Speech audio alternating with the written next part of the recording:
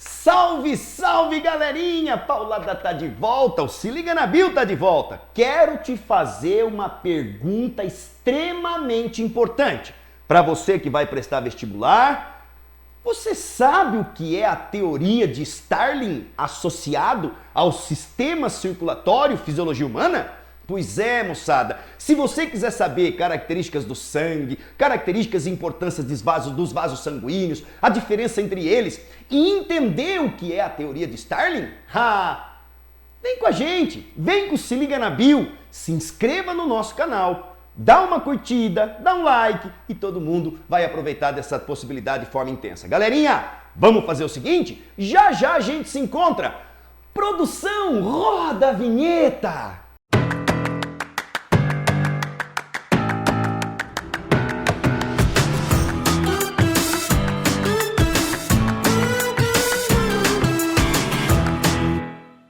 Salve, salve, galerinha! Olha quem tá de volta. Moçada, eu disse pra você que eu voltaria. Eu voltei.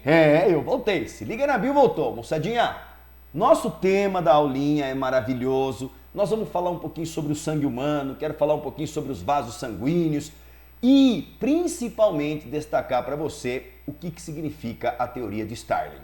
Portanto, hoje, nós temos aqui nesse vídeo, moçada, um monte de conceito importante para que você possa usufruir de forma muito inteligente e, sem dúvida, poder, claro, ter um bom desempenho nas provas de vestibular. Tudo bem? Então vamos fazer o seguinte?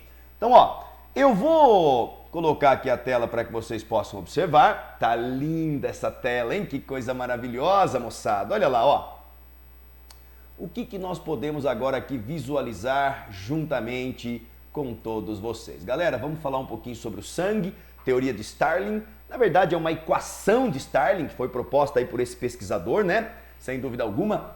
Ele foi proposto especificamente essa hipótese, ou melhor, esta teoria, ela foi proposta em 1896, conhecida como a equação de Starling, mas nós vamos entender já já como que essa história funciona. Fisiologia humana. Galerinha, quero começar falando com vocês um pouquinho a respeito de uma estrutura importante, de um tecido importante que nós denominamos como sendo o maravilhoso sangue, certo? Deixa eu só rapidamente trocar aqui a ponteira para que nós possamos começar a nossa brincadeira. Galerinha, o sangue, basicamente, ele será dividido em duas porções. O que nós definimos como sendo o plasma sanguíneo e o que nós vamos definir como sendo os elementos figurados ou as células do sangue. Galera, para que fique claro e rápido a nossa história, a divisão básica do nosso sangue, que é um tecido líquido, né? Que é um tecido conjuntivo, né? Com a substância fundamental amorfa líquida. Muito bem.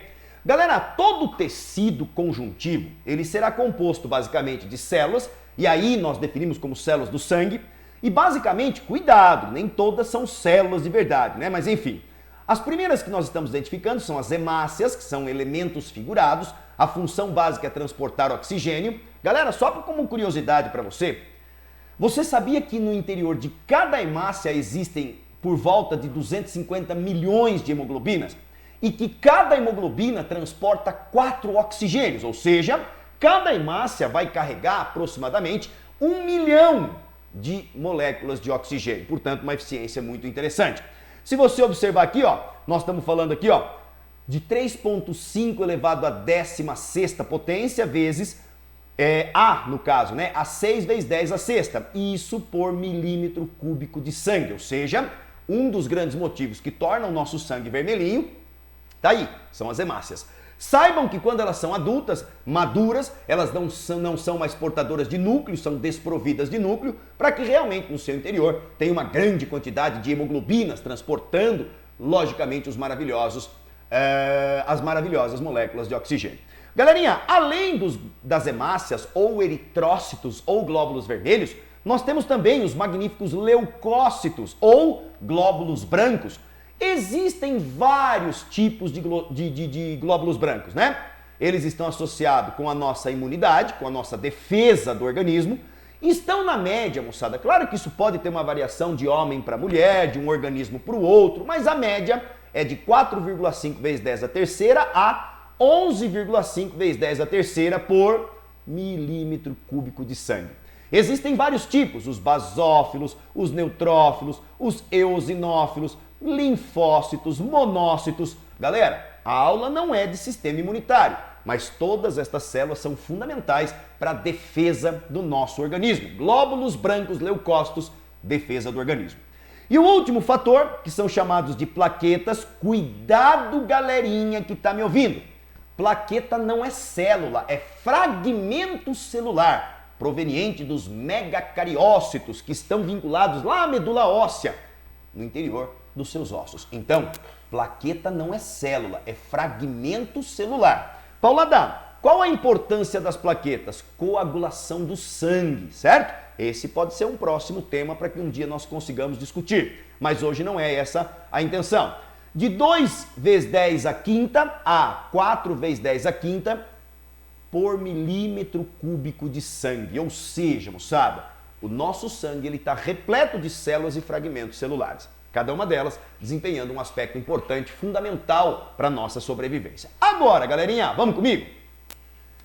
Agora, bicho, nós vamos falar sobre essa história aqui, ó, que nós definimos como sendo plasma. Por volta de 55 a 60% do teu sangue é plasma. Galera, destes 55%, 90% é água. Então aqui, ó, você tem aproximadamente 90% de água. Então presta atenção. Nesse plasma que eu estou indicando aqui com a seta, destes 55% do sangue total, que faz parte, portanto, plasma, desse plasma 90% é água. É muita água, moçada. Então, plasma sanguíneo. Agora, todo este tal restante aqui, ó, todo esse restante, que corresponde a aproximadamente os 10%, está vinculado a todas estas substâncias que aí estão sendo destacadas. Galera, vamos rapidamente. O nosso sangue, ele é composto de íons, sódio, cloro, cálcio, potássio, bicarbonato, magnésio, ó. O magnésio importantíssimo como ativador enzimático, o sódio, um grande regulador osmótico juntamente com o potássio, o cloro também regulador osmótico, o cálcio fundamental como ativador enzimático, o bicarbonato transportador importante do CO2 do nosso sangue, enfim, cada um destes íons com aspecto funcional importante. Galera, chegamos nas maravilhosas proteínas que estão mergulhadas no plasma. A primeira delas, que é a albumina, bicho. Essa albumina, ela tem uma função importantíssima, que é o que nós chamamos de olha lá, moçada, osmorregulação. Ah, Paulada, então quer dizer que essa tal albumina, ela é importantíssima na osmorregulação? Na regulação osmótica do nosso sangue, que estará no interior dos vasos sanguíneos. Esta tal regulação, ela será vinculada através de uma pressão determinada pela concentração de albumina no sangue, chamada de pressão coloidosmótica. De acordo com a concentração de albumina no sangue, você pode elevar o potencial osmótico e absorver mais água. Ah, então é a forma de devolver água para o sangue. Isso chamaremos de pressão coloidosmótica. Show? Galera, quem são os imunoglobulinas? Estão associados com defesa, né? Olha lá, está associado com defesa do seu organismo. Existem várias imunoglobulinas. Muito bem. Paulada, daí fibrinogênio. Fibrinogênio está associado com o processo de coagulação. Coagulação. Perfeito, moçada. Dentro desses aspectos, você entendeu quais são os 3 aspectos funcionais, tanto da albumina, quanto imunoglobulinas, quanto, consequentemente, os fibrinogênios. Fibrinogênio é uma molécula que será utilizada no processo de coagulação. Vai ser convertida em fibrila, que são filamentos que vão estancar vazamento de sangue. Imunoglobulinas são anticorpos, tá, moçada? IgM, IgG, tem um monte de tipo de imunoglobulina. Show de bola! E a albumina, osmorregulação. Legal! Galera, existem outras substâncias que serão transportadas pelo sangue. Dentre elas, estarão no plasma a glicose, que é a principal molécula energética, o aminoácido, que é o principal formador de proteínas, lipídios, que são importantes, vitaminas, que são coenzimas, que ativam enzimas e fatores metabólicos, um monte de hormônios que você tem no seu sangue, Agora nós temos alguns resíduos, né? Como a amônia, como a ureia, como o CO2. E ainda no sangue pode ter dissolvido oxigênio, sim, ou então até mesmo transportado pelas nossas magníficas hemácias hemoglobinas.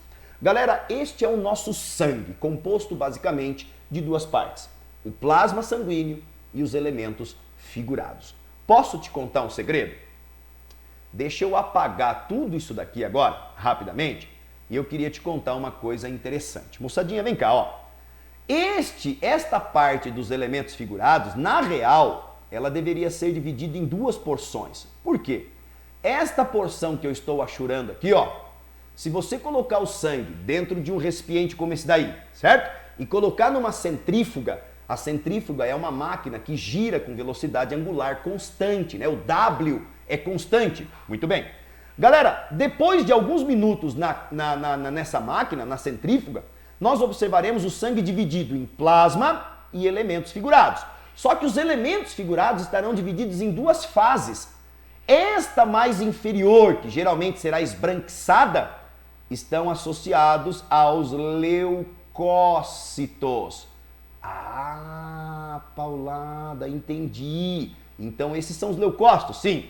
E os demais que estarão aqui vincularão as magníficas hemácias, tudo bem? Olha lá, hemácias e também as nossas magníficas, conhecidíssimas plaquetas. Paulada, que beleza! Então quer dizer que esta divisão, as fases que estão sendo mostradas aí, somente duas, na verdade pode ter a terceira fase? Então se você pegar o tubinho de ensaio e observar o sangue depois de ser centrifugado, você observa o plasma e o elemento figurado. Só que o elemento figurado dividido em duas porções. A parte mais inferior sendo os leucócitos e a parte dos elementos figurados das células da porção superior correspondendo a plaquetas e hemácias. Ficou claro isso para todos nós? Isso já esteve presente em prova. O cara pedia para você definir cada uma das três fases observadas no tubo de ensaio pós colocá-lo numa centrífuga. Lindo, maravilhoso, este é o nosso sangue. Galerinha, agora a nossa história, bicho, é o seguinte. Nós temos que entender que o nosso sangue, ele pode apresentar variações quanto ao número de células. Peraí, mas essas variações podem ser induzidas. Por exemplo, eu consigo induzir a mudança do número de hemácias? Sim. Eu consigo induzir a mudança do número de glóbulos brancos? Sim. Eu consigo induzir a mudança das plaquetas quanto a número? Também. Portanto, é este fator que eu gostaria de exaltar agora com vocês. Que coisa linda, moçada! Vamos lá! Variações induzidas. Primeiro fator, eu quero dizer para você quais são os três termos que nós utilizaremos e por que isso acontece quando nós temos, obviamente, um aumento no número de células, de hemácias, de glóbulos brancos e de plaquetas. Vamos começar? Olha lá! Moçadinha, estão aparecendo aí para vocês três nomes. Policitemia, leucocitose e trombocitose. Estes são os três termos que nós utilizaremos para designar. Inicialmente, policitemia significa o quê? Elevação na concentração de hemácias. Leucocitose significa o quê? Elevação no número de glóbulos brancos. E trombocitose significa elevação no número de plaquetas. Galera, o que determina uma elevação induzida no número de glóbulos brancos? Nós temos duas possibilidades que estou exaltando. Você que tem atividade física constante, você pode induzir o seu organismo a produzir uma maior quantidade de hemácias. Que joia, né? E além disso, quando você está localizado durante um certo tempo, meses, semanas, em locais de elevadas altitudes, onde o ar é mais rarefeito, o seu organismo também estimula uma maior produção de glóbulos vermelhos. Portanto, policitemia, elevação de glóbulos vermelhos. Dois possíveis motivos estão aí destacados.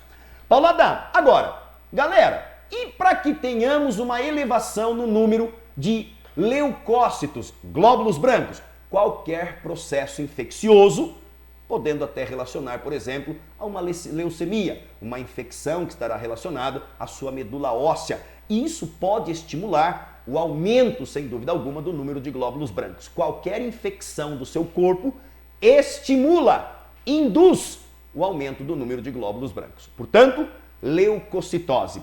Terceiro termo, trombocitose. Processos infecciosos podem aumentar o número de plaquetas, inflamações, cânceres. Portanto, existem vários fatores que podem gerar uma trombocitose, uma elevação na concentração de plaquetas. Agora, moçada, e para que haja diminuição do número celular, nós temos termos também para citar. Quais são eles? Olha lá. O que determina a diminuição de glóbulo vermelho chamamos de eritropenia. O que determina a diminuição de glóbulos brancos, leucopatia. E o que determina a diminuição de glóbulos, de plaquetas, trombopenia. Quais são as causas? Paulada, como é que pode diminuir quantidade de glóbulo vermelho no meu sangue? Qualquer processo anêmico, seja ele causado por um parasita, por exemplo, o Ancylostoma duodenale, é um verme que fica fincado na parede do intestino, permitindo constante hemorragias, manifestando anemia. É o amarelão, isso, essa mesmo. Pode ser por carência de ferro na alimentação, o cara não consegue produzir hemoglobina, porque tem carência de ferro, uma vez que o ferro faz parte da composição da hemoglobina. Ou até mesmo um distúrbio genético. Então, estes seriam os casos que possibilitam uma eritropenia. Se liga, hein, bicho? Olha lá. Galerinha, o que mais? E como é que faz para ter uma diminuição na produção de glóbulos brancos? Doença autoimune, por exemplo, o seu próprio organismo destruindo células de defesa. Ou então, o cara é portador, por exemplo, de um HIV, um vírus da imunodeficiência, apresenta uma imunodeficiência, começa a diminuir célula chamada de linfócito CD4 auxiliador. Então esse cara começa a ter queda no número de células de defesa. Essa é uma das grandes características, leucopatia, de quem é portador do vírus HIV e que não tem nenhum tipo de tratamento com coquetel. Moçada, existe uma queda violenta do CD4, que é o leucócito auxiliador. Show de bola? E a trombopenia, que significa diminuição do número de plaquetas, o cara que tem um sangramento intenso, sei lá, perdeu um membro ou parte de um membro, uma fratura exposta com um sangramento intenso, teve uma ruptura de uma artéria, moçada, o cara vai perder intensamente o sangue e, consequentemente, as plaquetas que lá estavam presentes, diminuindo significativamente o número de plaquetas. Show de bola? Sabendo dessa história, sem que nós percamos tempo, agora você sabe quem é o sangue, quais são os fatores de indução à alteração no número de células sanguíneas. Agora nós entraremos a falar um pouquinho sobre os vasos sanguíneos. Vamos lá? Galerinha, estamos quase na metade já, hein? Olha que beleza! Que delícia! Vamos lá! Galerinha, vamos falar um pouquinho sobre os vasos sanguíneos? Então vamos lá. Existem basicamente no seu corpo, fazendo parte, portanto, do seu sistema circulatório, 3 tipos de vasos. O que nós chamamos de artéria, tá aparecendo aí para você. O que nós chamamos de veia, tá aí aparecendo para você. E o que nós chamaremos de capilar. Cara, a teoria de Starling está associada plenamente a capilares sanguíneos. Já já falaremos. Galera, o que é importante que você entenda? Quando a gente fala de artéria e veia, dá um zóio aqui comigo, ó. Você está observando que este vaso, ele é constituído, a artéria, por 3 camadas de tecidos, enquanto que a veia também serão 3 camadas de tecido. Paulada, como são chamados o conjunto desses tecidos? Chamamos de túnica. Então, o vaso sanguíneo é formado por uma túnica, formada de 3 camadas de tecidos. Quais são essas camadas? A camada adventícia ou túnica adventícia, já eu caracterizo para vocês. A túnica média, tudo bem? E o endotélio, chamado de túnica interna. Galera, dá uma olhada comigo. As túnicas, portanto, o que é a túnica adventícia? É aquela formada basicamente por tecido conjuntivo fibroso, cheio de fibras colágenas entrelaçadas, resistentes. Bicho, importante para a resistência do vaso sanguíneo. Galera, quem é a camada média? Olha que legal, hein? A camada média, para que você possa observar, então tô aqui, ó, camada média. Ela é formada por um tecido conjuntivo elástico, cheio de fibras elastinas, Então tem elasticidade e além disso, você observa a presença de musculatura lisa. Paulada, então quer dizer que as artérias, elas são capazes de suportar uma elevadíssima pressão devido à presença de uma substância elástica e uma musculatura resistente que está associado a esta artéria. Cara, que maravilhoso! E por fim, a parte interna, que é a túnica interna, é formada por um endotélio. Paulado, o que é um endotélio? Isso aqui, ó. Isso aqui que você está vendo, que o Paulada está destacando aqui, ó. Isso aqui, moçada, é uma camada de células, que é o que nós chamamos, portanto, de endotélio. É uma camada de células que reveste a parte interna dos vasos sanguíneos. Cara, maravilhoso isso para que nós possamos identificar. Galerinha, sabendo de toda essa história, agora o que o Paulada vai fazer? Deixa eu apagar tudo isso daqui. Eu queria ressaltar com vocês o seguinte. Galera, numa artéria, o que determina a condução do sangue numa artéria? O bombeamento do coração. Primeiro, a artéria é todo vaso que retira sangue do coração. Pode ser arterial, como pode ser venoso. Vou te dar um exemplo. A artéria aorta tira do nosso ventrículo esquerdo sangue arterial e distribui por todo o organismo. A artéria pulmonar, ela retira sangue venoso do ventrículo direito e espalha para os pulmões para realizar as trocas gasosas e oxigenar, portanto, este sangue. Então guarde, a artéria é todo vaso que retira sangue do coração. Pode ser arterial ou venoso. O que é um sangue arterial? Rico em oxigênio, pobre em CO2. Sangue venoso, rico em CO2, pobre em oxigênio. Paulada, e veia? Veia, moçada, é todo vaso que traz sangue para o coração. Puxa vida, Paulada, mas me diga uma coisa. As artérias, elas estão saindo, tirando o sangue do coração por bombeamento do coração. Show de bola. E a veia? Será que esse sangue que chega lá na ponta do meu dedão, será que a pressão sanguínea exercida pelo próprio coração é capaz de fazer esse sangue pela veia voltar para o coração? Pois é, moçada, não é bem assim. E graças a isso, eu gostaria que você observasse essas figuras que estão aparecendo aí para vocês. Ó, primeiro que eu quero que você entenda o seguinte, as veias, elas são portadoras de uma estrutura que nós chamamos de válvulas. Essas válvulas, elas impedem o refluxo sanguíneo. Dá uma olhada aqui na figura ao lado, ó. Aqui você está observando uma válvula fechada, portanto não tem mais passagem de sangue aqui. Show de bola? Em contrapartida, moçada, esta válvula está aberta. E olha que interessante, as veias, elas são rodeadas por musculatura estriada esquelética. A contração dos músculos, por exemplo, lá da sua perna, auxiliam, conforme eles vão contraindo, eles vão espremendo as veias e permitindo com que esse sangue seja jogado lá para cima. Então a contração muscular é extremamente importante para o deslocamento desse sangue. E digo mais, a partir do momento que o sangue passou por uma válvula, essa válvula, moçada, ela vai fechar e, portanto, não existe mais refluxo sanguíneo. Paulado, e se tiver refluxo sanguíneo porque a válvula está flácida? Você pode ter manifestação de varizes. E aí vai ter um processo inflamatório no vaso, ele vai aumentar o volume, vai ficar dolorido. Entendi, Paulada, essa é a história. Então, galera, entendeu? A artéria não tem válvula. Veia tem válvula. Quem é que impulsiona o sangue dentro de uma artéria? O músculo cardíaco. Quem é que impulsiona o sangue dentro de uma veia?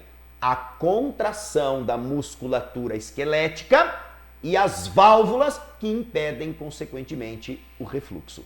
Lindo essa história, maravilhosa essa história. Show de bola? Legal, moçadinha? Então agora eu vou apagar novamente toda essa baixaria que nós rabiscamos, estamos acabando, viu? E aí eu gostaria de voltar aqui.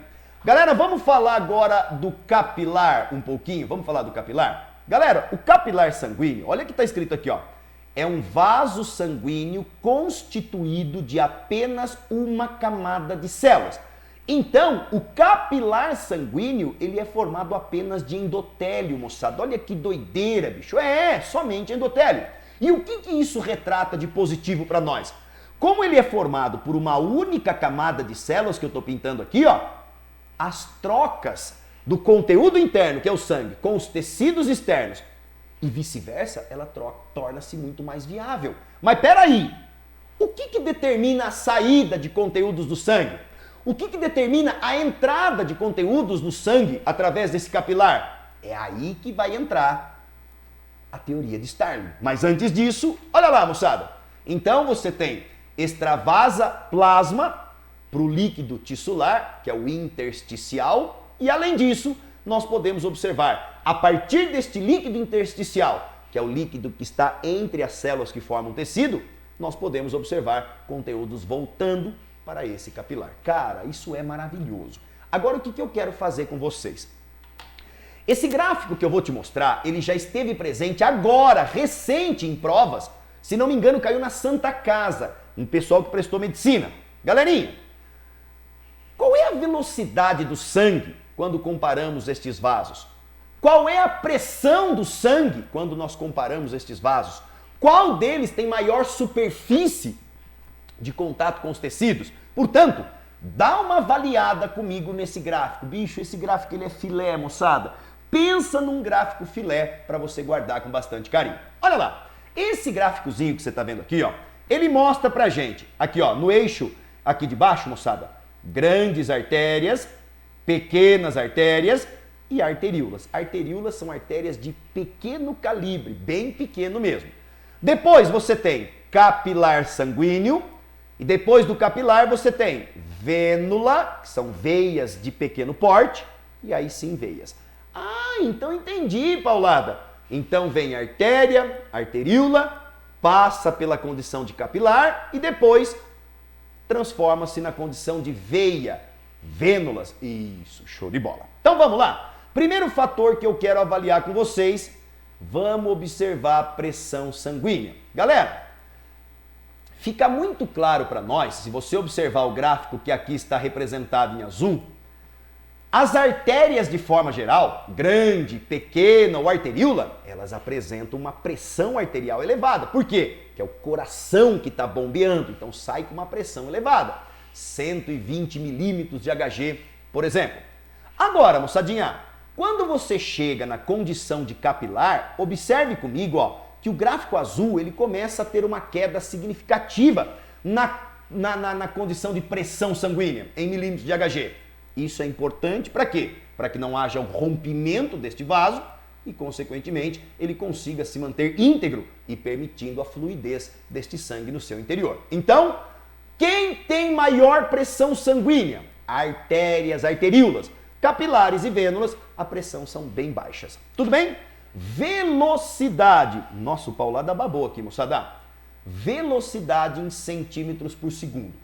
Observem que a velocidade do sangue percorrendo no interior das artérias e arteríolas, ela é bem grande. Quando chega na região aqui, ó, de capilar, a velocidade diminui, e isso é extremamente importante. Por quê? Porque são nos capilares que ocorrem as trocas. Se o sangue passar pelo capilar num porrete, não vai trocar, então tem que diminuir a velocidade. Posteriormente, quando esse sangue ele deixa os capilares e vai para as regiões de veias, ou vênulas no caso, a velocidade volta a aumentar. Peraí, como é que faz para aumentar essa velocidade? Lembra? O movimento da musculatura estriada esquelética vai impulsionando este sangue para cima, com uma velocidade bastante significativa, até mesmo praticamente muito próxima, no seu estágio maior, com a velocidade de uma artéria. Então, galera, velocidade de sangue na artéria e arteríola, altíssima. No capilar, baixíssima. E na veia, uma velocidade significativamente alta. Não é altíssima, mas é boa, velocidade boa. Show? Para finalizar esse papo, e aí nós entraremos na teoria de Starling, e aí finalizamos a nossa brincadeira. Galerinha, cara, o assunto de hoje foi filé, hein, bicho? Olha só. E quanto à área total que esses vasos apresentam? Galera, observe a área disponível de superfície que encontramos em artérias grandes, arteríolas ou mesmo artérias pequenas. Olha aqui, ó, tô indicando com a seta, ó, tá vendo ou não? Cara, a área que estes vasos apresentam como superfície é muito pequena. Agora dá uma olhada. E o capilar sanguíneo? Galera, dá um zóio aqui para mim, ó. Você tá vendo esse pico aqui, ó? Esse pico está basicamente condicionado com a região de capilar. Então, os capilares sanguíneos são os vasos sanguíneos que apresentam maior superfície, por serem mais numerosos, quantidade maior, é óbvio, maior superfície de troca com os meios externos, com os tecidos. E, obviamente, que essa área acaba diminuindo quando a gente chega em vênula e, consequentemente, também em veia.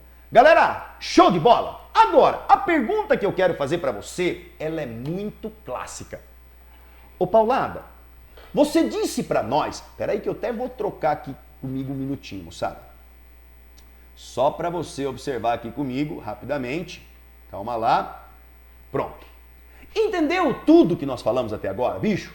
Eu te mostrei o que é o sangue, quais são os fatores que podem promover variações induzidas nas células sanguíneas, eu te falei quem são os vasos sanguíneos e te mostrei pressão sanguínea, velocidade e área total em centímetros quadrados de todos os vasos que nós temos, todos os tipos de vasos que nós temos no nosso organismo. Agora, galera, como é que ocorrem as trocas nos capilares? Do que dependem essas trocas? Como é que eu consigo permitir com que aquele sangue arterial que está chegando, ele possa jogar conteúdos para o tecido e aquele sangue venoso que vai embora dessa região possa absorver conteúdos que estão no tecido, que seriam resíduos?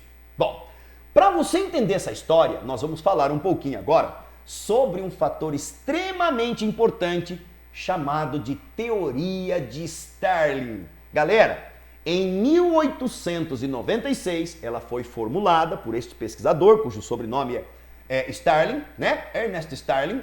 Esse cara, bicho, ele produziu para nós uma equação matemática trabalhando com variação de pressão em milímetros de Hg, ele mostrou para nós como é que funcionam essas trocas. E é isso que o Paulada quer expor para vocês com bastante carinho. Galera, eu vou colocar agora a tela aqui novamente para vocês. Pronto! Tá aí! Teoria de Starling, né, moçada? Show de bola! Então, galera, vamos lá. Então, a questão aqui é o seguinte. Vamos supor... Deixa eu pegar minha caneta aqui. Vamos supor que este sangue que está chegando aqui, ó, esse sangue que está chegando aqui, ó, nesta seta que você está observando aqui, ó, tá vendo? Ele é um sangue arterial. Fechou? Paulada, o que é um sangue arterial? Ele está cheio de nutrientes, cheio de oxigênio, enfim. A partir do momento que esse sangue está chegando nessa região, toda esta região que eu vou destacar aqui agora, moçada, ó, tudo isso aqui, ó, toda esta região corresponde à região do capilar, ó, capilar sanguíneo. Ah, então é aí que as trocas vão acontecer. Isso. Então isso aqui, ó, isso aqui é a terminação arterial, então isso aqui já é um ramo arterial do capilar que está chegando, e aqui seria a terminação venosa que está levando esse sangue embora. Fechou? Galerinha, preste atenção comigo. Este capilar sanguíneo, ele está mergulhado num tecido. E este tecido, ele apresenta um líquido intersticial. O que é um líquido intersticial? É o líquido que estará presente em qualquer tecido do seu corpo entre as células. Este líquido, ele apresenta uma pressão osmótica de constante 3 milímetros de Hg. Ou seja, constantemente o sangue que está passando aqui, ó, você observa, moçada, que o tecido externo, ele apresenta uma pressão osmótica de 3 milímetros de Hg. Ou seja, existe uma pressão osmótica que retira conteúdo do sangue para os tecidos numa unidade de 3 milímetros de Hg. Então, essa é a pressão osmótica dos tecidos, dos fluidos dos tecidos. E ela é basicamente constante em qualquer situação. No entanto, se você observar aqui, ó, que é a porção já venosa, também são 3 milímetros de Hg. Agora, moçada, existem outras pressões que estarão associadas ao sangue que está chegando até esta região de capilar. Uma delas é essa daqui, ó, a pressão hidrostática do sangue. O que é a pressão hidrostática? É a pressão exercida por todo o conteúdo que está dentro do sangue, tentando empurrar tudo isso para fora. O sangue arterial que chega no capilar, ele chega com uma pressão hidrostática de 40 milímetros de Hg. Então, peraí, nós já temos pressões de retirada de conteúdo do sangue, nós já temos aqui, moçada, ó, 43 milímetros de Hg.